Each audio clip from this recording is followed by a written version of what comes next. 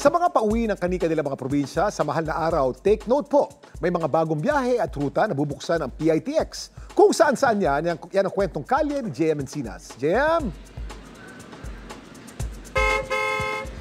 Kuya Kim, good news para sa mga kapuso nating biyahero dahil madadagdagan ng mga bagong ruta ang pwede nilang sakyan dito sa PITX sa Parañaque City. At plano nga itong buksan bago ang Holy Week. Ano-ano ba ang mga rutang ito? Yan ang aming inalam.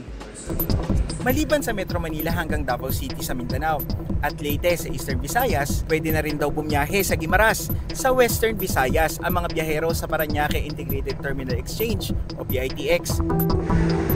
Isa ang Guimaras sa 6 na bagong rutang planong buksan ng PITX sa ilalim ng proyektong palawakin pa ang serbisyo para sa mga pasahero.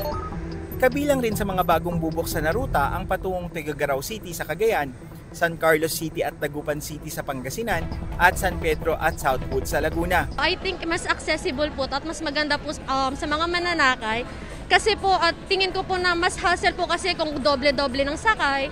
Kung dito na lang po sa pinaka-terminal then point to point, mas okay po yun. Maganda po yung plan nila na magdagdag ng new routes kasi nga syempre mas mapapadali yung mga biyahe ng mga pasahero na gusto pumunta sa mga destination na yun. But at the same time, mas siguro expected ko na dadami din yung population ng pasahero na darating dito sa PITX because of those additional routes nga po na gagawin nila.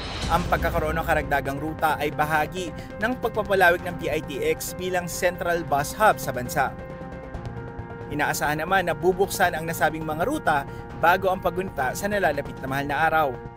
Kasi alam naman natin yung Holy Week sa mga highest food traffic when it comes to passenger crowd, especially during that long holiday. Marami sa mga kapuso natin ang uwi sa kanila ng probinsya at ganoon din yung mga probinsya na banda doon uluwas magkong Metro Manila.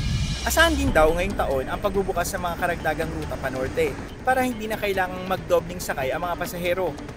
Paraan daw ito ng PITX para maabot ang target na 150 milyong pasahero mula nang magbukas ito taong 2019.